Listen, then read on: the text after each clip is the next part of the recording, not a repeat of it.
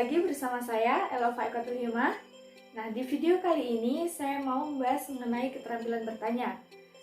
Kenapa keterampilan bertanya ini sangat penting untuk dikuasai oleh seorang guru? Karena dalam kegiatan belajar mengajar, bertanya memiliki peranan yang sangat penting. Pertanyaan yang disampaikan dengan baik dan benar akan memicu dampak positif terhadap siswa. Beberapa dampak positif terhadap siswa yaitu meningkatkan pola pikir siswa, meningkatkan minat dan rasa ingin tahu siswa, menuntun proses berpikir siswa, mengembangkan pola pikir dan cara belajar siswa, dan yang terakhir memusatkan perhatian siswa. Di sini ada beberapa dasar-dasar pertanyaan yang baik. Yang pertama, pertanyaan itu jelas dan mudah dipahami oleh siswa. Yang kedua, difokuskan hanya pada masalah-masalah tertentu saja. Yang ketiga, jangan berikan pertanyaan tersebut kepada salah satu siswa, tapi kepada seluruh siswa. Yang keempat, berikanlah waktu siswa untuk berpikir untuk menjawab pertanyaan tersebut. Yang kelima, berikan informasi yang cukup bagi siswa untuk menjawab pertanyaan.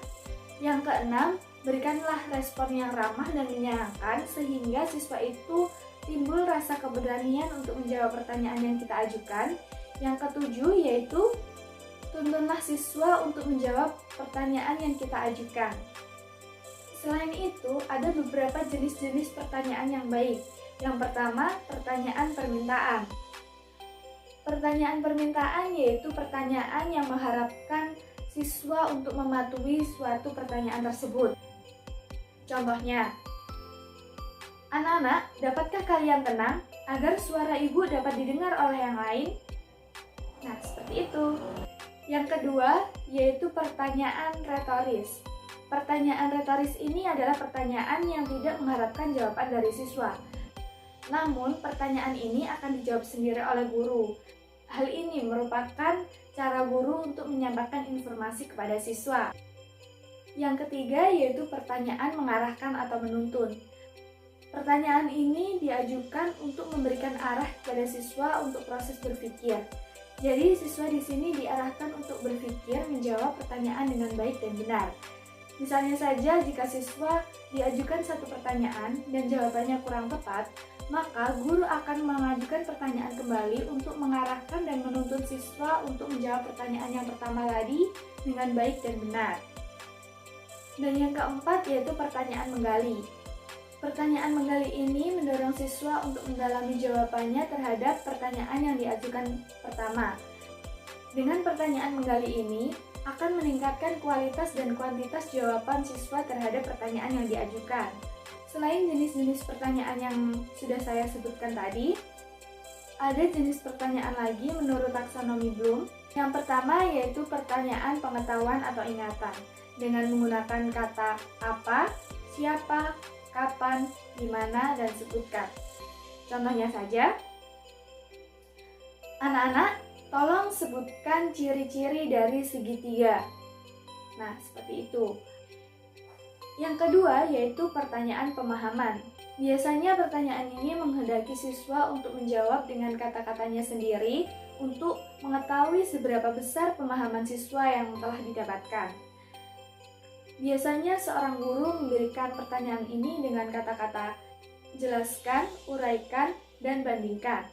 Misalnya saja, anak-anak tolong jelaskan kepada ibu apa sih perbedaan antara persegi dan persegi panjang.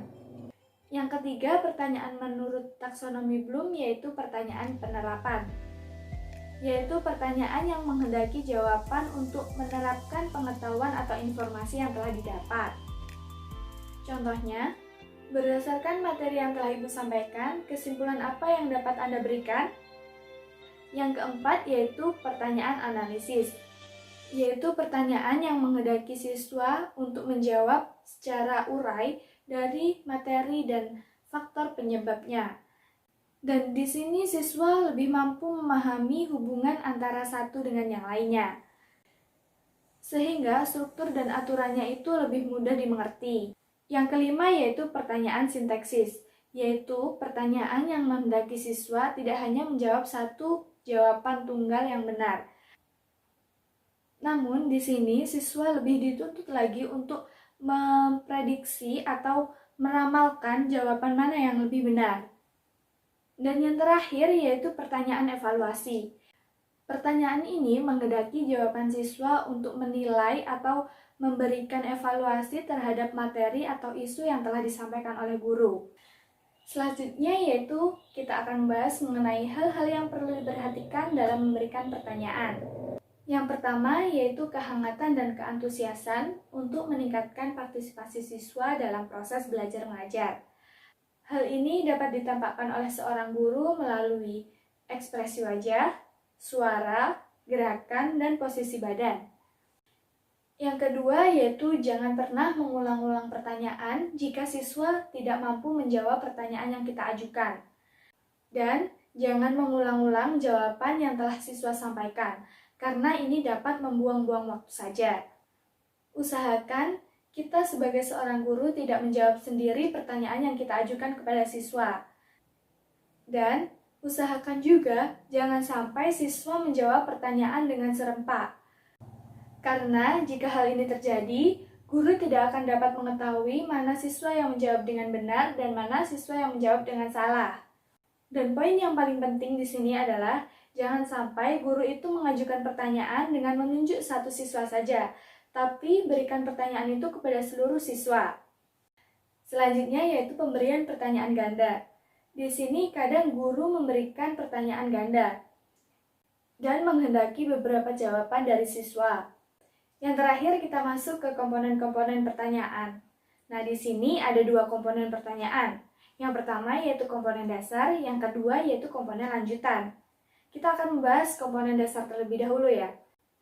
Komponen-komponen keterampilan bertanya tingkat dasar, yang pertama yaitu pertanyaan itu jelas dan mudah dipahami oleh siswa. Yang kedua yaitu pemberian acuan. Sebelum guru menanyakan pertanyaan kepada siswa, guru terlebih dahulu memberikan informasi yang relevan terhadap apa yang akan ditanyakan kepada siswa. Yang ketiga yaitu pemindahan giliran menjawab pertanyaan yang telah diajukan. Misalnya saja siswa A telah menjawab pertanyaan yang telah diajukan oleh guru, kemudian pertanyaan itu diajukan kepada siswa B. Jadi pertanyaan itu akan mendapatkan beberapa jawaban dari siswa yang berbeda. Yang keempat yaitu penyebaran pertanyaan. Di sini untuk melibatkan siswa sebanyak-banyaknya dalam proses pembelajaran, guru perlu menyebarkan pertanyaan secara acak. Apa perbedaannya dengan pemindahan giliran?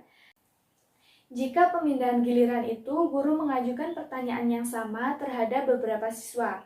Namun, penyebaran pertanyaan itu dilakukan guru terhadap siswa yang berbeda dengan pertanyaan yang berbeda pula.